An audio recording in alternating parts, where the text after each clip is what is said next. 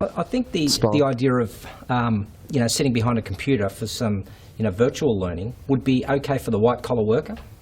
I think they are used to that.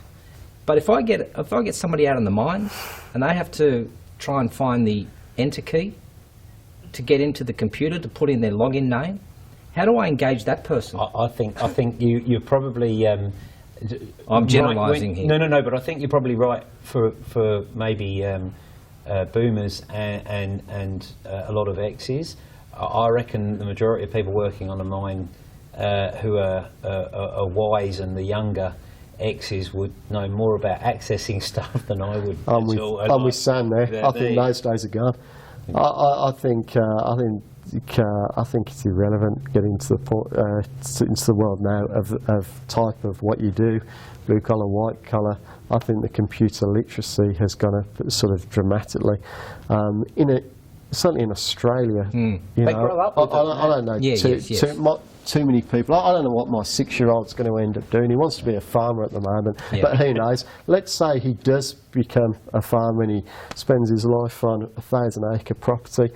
He's using an iPad today. Yeah, my 9 and 10-year-old, and probably James's 6-year-old, would be able to access that online learning. Yeah. And not only would they be able to do it, but they would do it more intuitively than I would. And we know that before we even know what they're going to do for a job. I'm with you. And in your industry, I can see that you have maybe some of the younger people who are very used to using, iPads, iPhones, and all the technology. But I know of a lot of organisations that have still got the boomers in there, and some of the X's who would just go, mate, I don't want to know about it. I don't need to know about it. And in fact, I'm turning off this sort of stuff. I can't learn like that. So what do you say to that? You know what, Gerald? I mean, the thing is there, mate, is that I think that is in fact one of the beauties of blended learning. Is that, see, I'm going to build a bit on what James was saying, because I wholeheartedly agree with what he was saying there, and I think that the beauty of it is not just that you don't apply this kind of one approach from whether it be just there's that face-to-face or whatever it might be, but it also allows for on a individual level to apply learning and varieties of learning types in a way that we've never been able to do before. I mean, in the past we said, right, okay, well, there's no online per se, but here's your distance learning manual and you're all going to get it, or here's your face-to-face workshop and you're all going to get that, or whatever it might be. Nowadays, not only can we reinforce the learning at multiple stages as opposed to going, well, here's this one point of contact, whether that be distance or face-to-face, we can provide the pre-learning. Now we can do that in a variety of ways. We can have our face-to-face workshop if we're going to include that. We can follow up with Skype or coaching, to use various different examples picked at random. But the beauty as well is, as you say, I mean, if you really have a part of your workforce that's going to be resistant to or unable to use online learning, well, we can now offer a variety of different ways of embedding that learning. But I think, sorry to interject there, but I think the point is comes back to understanding your client's requirements. If your client's working on a mine, if they're on site, if they don't have access to computers, if they prefer facilitated led training face-to-face, what's the problem? Give them what they want. Give them what they want. Deliver that for them. Has that changed? And I think that's brilliant. That's it. If that's what the client, if they're the problems that the client has bubbling around in the head, give them classroom-based, face-to-face, facilitator-led training. They're going to love it, and that's fine. And has that percentage changed through, like, on-the-job training to now classroom-based? Do you find that there's more on-the-job training than what there is sitting around a classroom like this? I think that goes to the point where, with modern learning, we do try and have it in the employee's workflow a little bit more, again, as opposed to doing your training over there and your work over there. Quite often we'll see it in somebody's workflow. So the lines get blurred between what's on the job training and what's sort of formal learning. And technology's played a big part in that. It's coming at you from so many angles that people are learning on the fly a lot more. my prediction for what it's worth, because I'm not going to pretend to be some sort of technology specialist, but I think often the people that are driving the types of learning that we're doing are the decision makers. You know, I mean, I can offer a whole variety of different things, and obviously I can recommend, and fortunately I've, you know, developed relationships with most of the people I do business with where they will, you know, consider that recommendation. But whilst we still have overwhelmingly the decision makers as X's and still a number of boomers, I don't know that we're going to have a huge, massive turn in terms of the embedding of technical, for want of a, when I say technical, I don't mean obviously online or whatever it might be type learning. We're increasingly now getting Ys who are in their early 30s now, the older ones, who are moving into those roles.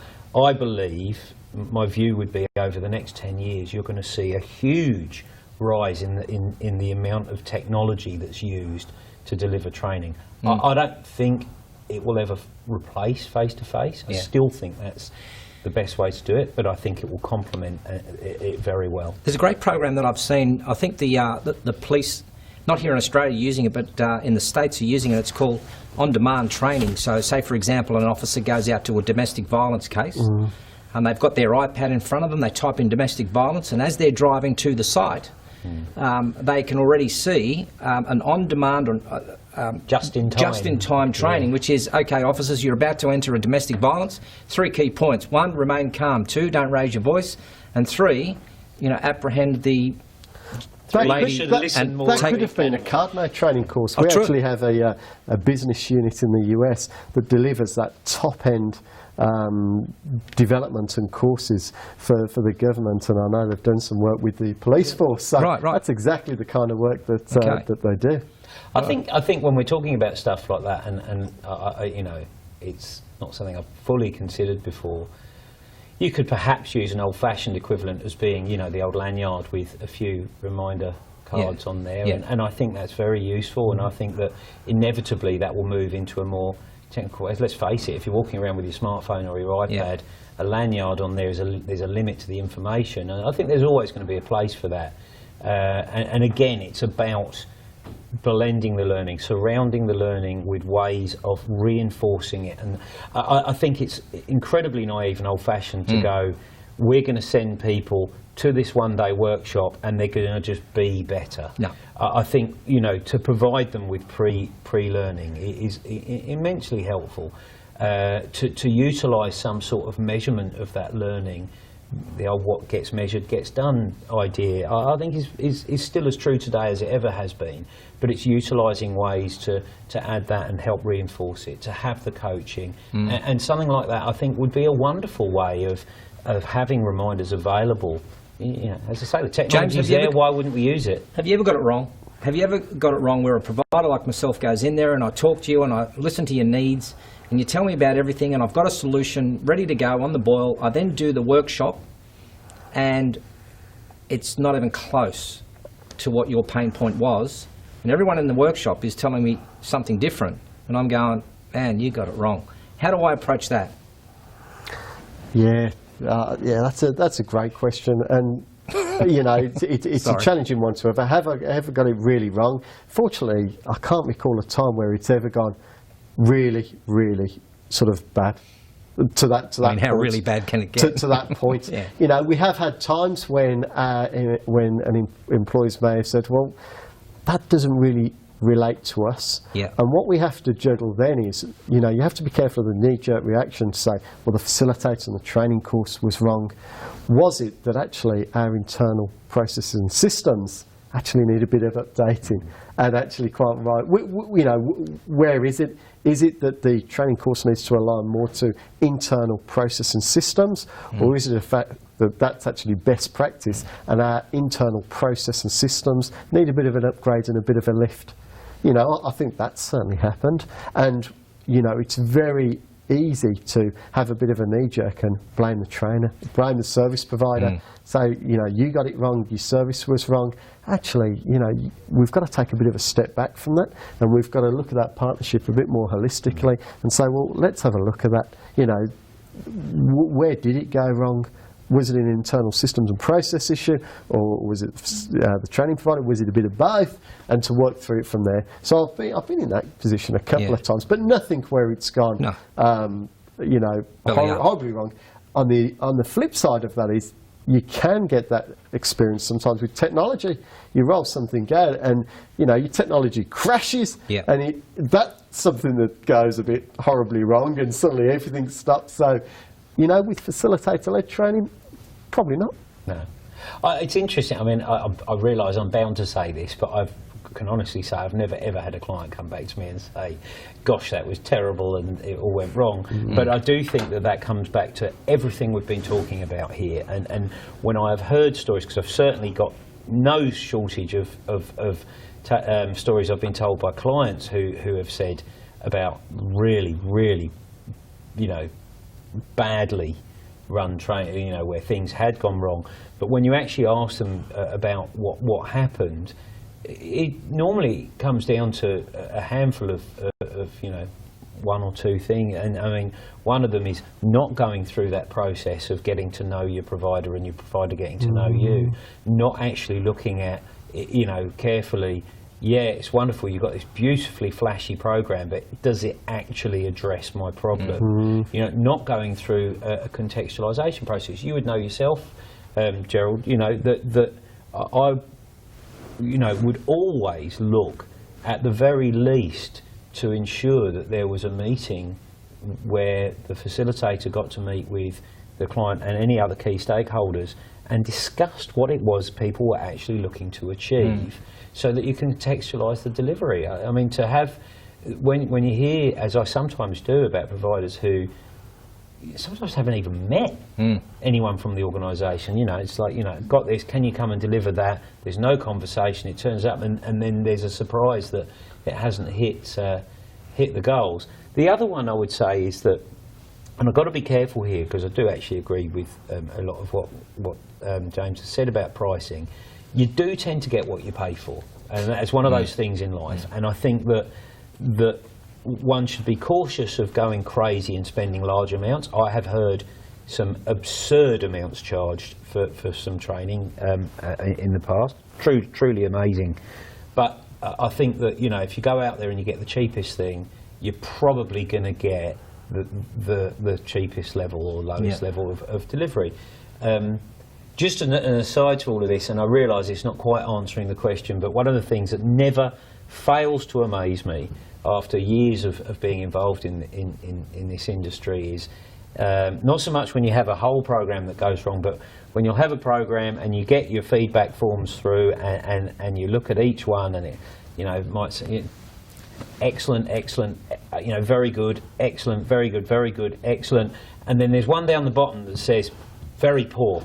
Yeah. And you go, and the lesson there is that unfortunately, as old JFK said, you can't please all the people, you know, all the people all the time. There's always going to be someone that doesn't appreciate. But that does raise another point, though, is that what if, say, for example, and I'll bring it right down to, say, an earlier day when I used to do some technology training on Word, Excel and PowerPoint, and I'm doing some basic Excel training, and there's somebody in there that says, can you show me how to do some visual basics for me?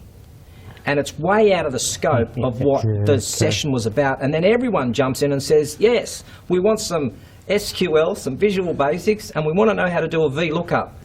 And of course, I'm going, am I on the wrong planet? Like, that's right. Do I feed that back to you and say, James, we got this wrong?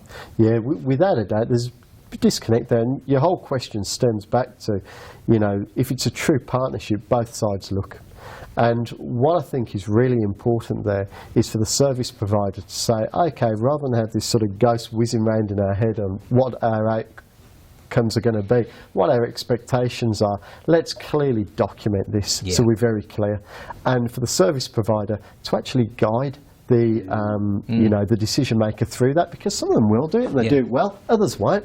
So your life's going to be a lot easier as a service provider if you can help the decision maker to actually step them through that process, and then maybe encourage them to say, well, when this communication does go out, whether it's an invitation or whatever it may be, make sure we clearly have the key points that we're going to cover and what it's not going to cover, It's a little bit like a scope of work for a project, isn't it? No different to a project plan. What are the inclusions? What are the exclusions? Who are the stakeholders? What's the communication plan? Going through that whole project cycle to ensure it's a success.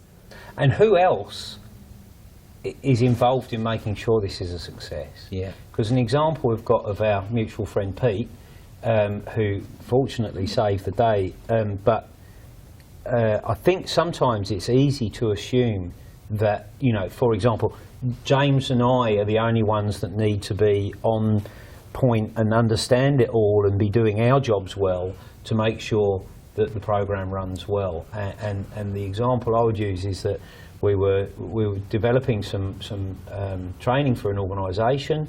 We felt that we had done everything within our power, and indeed we were told as much, you know, internally, with the head office to ensure that everything was going to go perfectly well.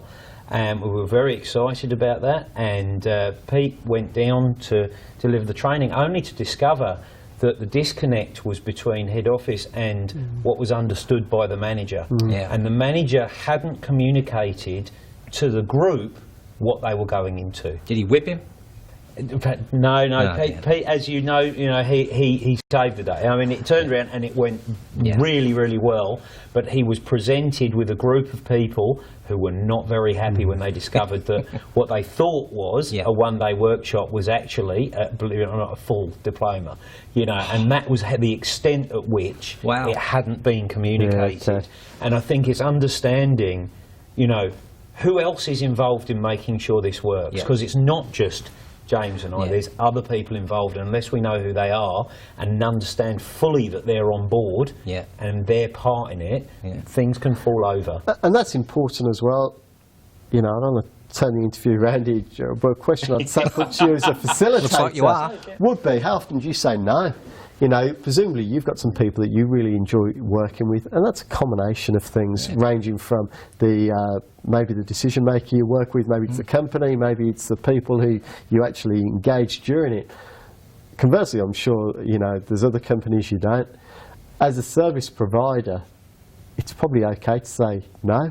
And I think where it comes to not undercutting yourself on your rates, which was a very valid point, what's your no-go decision point where you say, how much work do you turn down? Well, I mean, there was a case just recently I was referred to by someone, and the person had then asked me, what qualifies you to do this? You know, what qualifications have you got? And you kind of like think, wow, okay, do I answer this or do I let this go to the keeper? And I actually let it go to the keeper. And I said something along the lines of, you know, I think what's more important is that we try and solve the, you know, the pain points that you have. I still want to know what qualifies you. And I turned around and I said, actually, nothing. I don't think we're a good match. And it was as simple as that. And I didn't take that gig. And do I feel embarrassed about it? No. Do I feel proud about it? No. I don't think I handled it well. But there are some times when you do turn it down. Only for the fact of, I'm here to provide a service, and it's really hard when a person doesn't know, like, you know, what qualifies you to do these interviews, Gerald? Actually, nothing.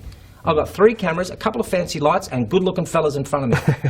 That's the qualification. The main one's the last one. The main one was the last one. I turned that around. And do you know what? When a service provider says to me sometimes, James, I don't actually do that. That might not be right. That's a good answer. You know, that's good, and that's a good trust partnership. And you know, that's okay. So I think if that's fairly key. Back on the service provider to help the clients through the process to manage those expectations, but also to have a solid no-go process. So they, you know, what's the percentage? I don't know, and I don't think there needs to be a set formula, but to say no. And to be okay with that. Now, there's going to be times that you're going to say no, and you're going to be, maybe because you've been agitated about something, there's going to be times when it's just because it's not what you do. I think, you know, one of the assurances that anyone that's worked with me from a client perspective will know, one of the guarantees I always give is that if I don't believe that we can deliver the solution to the highest possible standard, I will politely say thanks but no thanks. Now, the only time I've ever had to do that is when they ask for something that's completely outside of our. I mean, they've it's not that they've necessarily misunderstood, but they might ask for technical training or more compliance type stuff.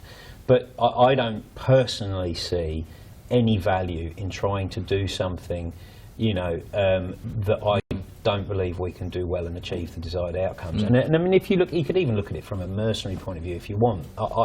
I truly believe that I do it from a professionalism point of view, but if James engages me and he, make it up, is potentially going to be giving me $100,000, $200,000, $300,000 worth of business a year, is it really worth me doing $10,000 worth of business badly and risk everything else? True. Like I say, it may sound a bit mercenary, but that's the reality of it.